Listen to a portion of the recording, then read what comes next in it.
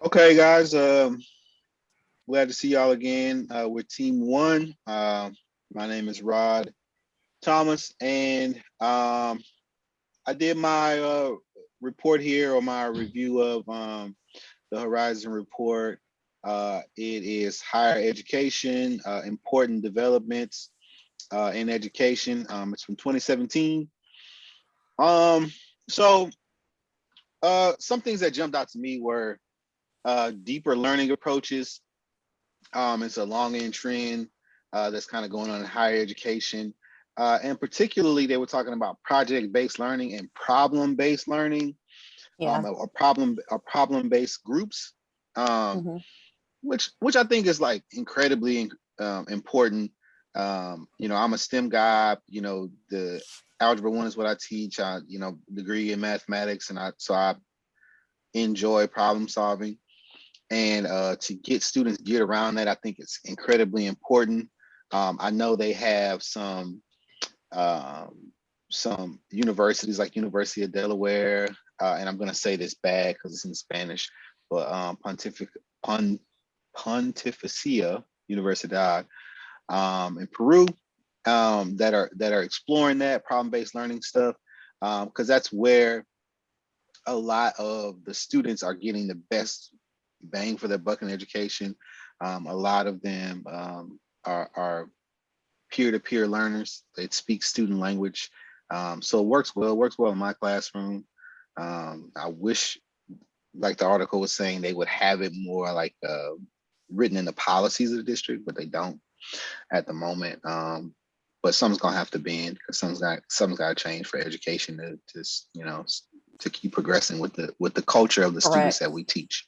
Absolutely. Um, Right, right. so that's a little chunk of my Horizon report. Okay, my name is Andrea Thompson Spears. I had the 2017 um, Tech Outlook for Nordic schools. Mine dealt with a lot of the things that we've already talked about in these reports, like maker spaces, uh, Mm. 3D printing, which I actually did in a maker space, games and Nice. gamification, which they said would probably, so if that was 2017, that would roll out. The adoption would be a year or less. Well, I use a lot of games in my class now, and like Kahoot and Yep. quizzes and Yep. stuff like that, that helps keep them, engaged. Um, Also, like Minecraft. Well, we know Minecraft is huge. Mm. Um, it also talks. So we talked about makerspaces, mobile learning, and how it's kind of like that, concierge type lifestyle that we live, where everything comes to us now. So will schooling, Right.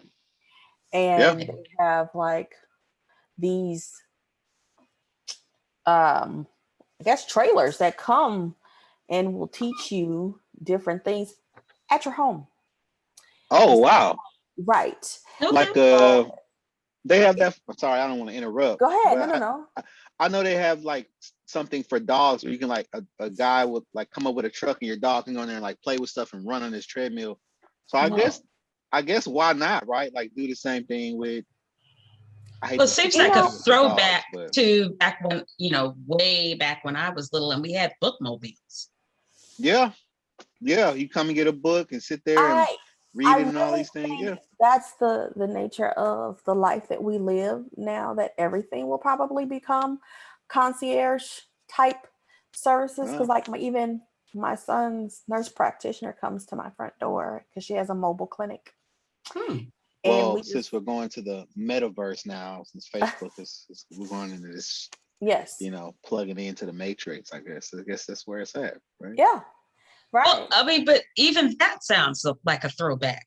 Like back in the day, A doctor doctors would made come house visit. calls. Right. Yeah. Well, I tell everybody, if you've ever been to Disney, specifically Mm, Epcot, we are mm. now living what is inside that the ball, the golf ball. If you went through that ride, Geosphere. yes, Right. if you went Yes. through that, because I was like 12 And I was like, to live that now, it's like, oh, we live the Jetsons age. If you Right. like, we should be old enough to know that cartoon.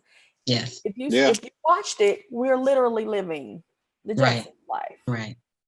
Why? So- I mean, why wouldn't education conform to that, right? Like, Exactly. And it's going to have to, because Right. I try to stress that to teachers who are trying to still teach children the way they learned. And I was like, Right. that's not gonna work, because these kids have no sense of knowledge of the life that you live. Their life is completely different.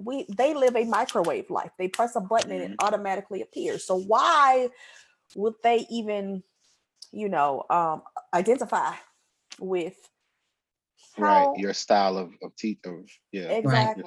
Which really is I went to school in the 70s, which meant that my education was probably created in the 50s. Education is commonly at least 20 years behind. So to be completely honest, Michelle, I think COVID catapulted us faster than we were ready for. Right. Like, you had no choice but to. Right. And if that would have not happened, I think it would have been another 10 to 20 years before all of this that we're seeing and we're doing now would have become the norm. Well, it took about 2 years for it to be like, okay, this is what's going to have to be. Right. So like another part they talked about was adaptive learning technologies, and I was in 2017. Well, most of my students are ESL students, and I use this technology in my class now because I have a lot of kids who just crossed the border and they know no English, and literally I will put it on the computer, you speak to it, or my cell phone, you speak to it, and it translates it right there. And I'm like, oh, okay. Yeah. Because I know a little Spanish, but you speak all Spanish. And it's like, I need it to translate what I'm saying and for you, for me to, so we can communicate. You mentioned, go ahead. I was going to say, you mentioned Epcot. There was when we were in Epcot a few years ago, we ran into a group of girls who were on their quinceañera trip from, I want to say Peru. Oh no, Argentina. Okay. And I sat there because my husband starts conversations and then leaves me to finish them. So I sat there with my cell phone with Google Translate, and me and the girls had a whole conversation, and I don't speak enough Spanish to be confident, and they don't speak enough English. So there's this new technology. So I call myself a tech junkie, because as soon as I see something, I want to try it. So there's this new, and it looks like an AirPod, and you put it in your ear, and literally it picks up what the person is saying and translates it. Star Trek. All of it here. So I'm wondering, how can I pay attention though to what the thing is telling me it's saying and converse with this person? But as soon as the price comes down to where it's reasonable, I will purchase one, because I want to use it in my classroom. Yeah. You know what? Write a grant let them sponsor you. Yeah. So that you can be the pilot for this thing. Because I teach 5th grade, and there is no ESL for 5th grade. No, bilingual. I'm sorry, bilingual for 5th grade. There's ESL, and I am the ESL teacher. And I'm like, look, my Spanish is un poquito. Like I can do conversational, but y'all get deep, and I'm like, hold up. Yeah. But that's Star Trek, universal translator in your ear. In your ear. Yeah. That amazed me. So I really want to try that. So that was pretty much, 2017, fast forward to 2021, everything in this article we do. Yeah. Well, I am Michelle Nelson, and I read the 2015 Horizons. I decided to read about the museums because one of my children is a museum professional. She has her master's degree in museum studies. And so I have been, since, I homeschooled her, I have been dragged to every museum that you could possibly think of. So when the pandemic hit, And simultaneously, I started teaching exclusively online. Y'all, just sorry, we got 10 minutes left in this meeting. Just letting you know. Okay. It just gave me a Okay. warning. Well, I wanted to take my students on virtual field trips to museums online. Some of the museums have they took the ball and ran with it. Others look like somebody took their cell phone camera and just walked around and said, this is an X and this is, so the better museums, and I specifically went ahead and looked at the British Museum and I think it's the Brooklyn Institute Museum, something like that.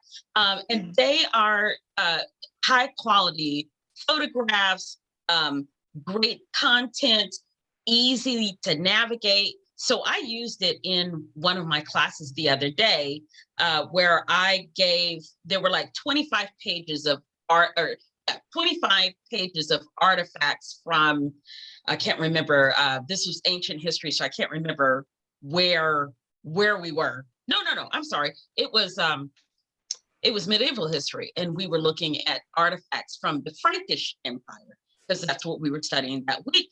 And I gave each of them 5 pages to look at and hypothesize about that society based on the artifacts that were in there. And because the British Museum had done such a great job, because most of the stuff over there doesn't really even belong to them, but that's another story. Right.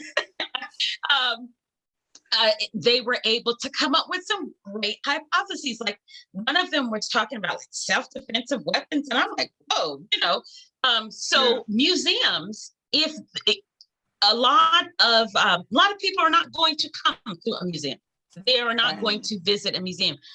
Some of the cost involved in visiting museums is sometimes out of range, and for communities where that are disadvantaged, they're not going to take advantage of some of these.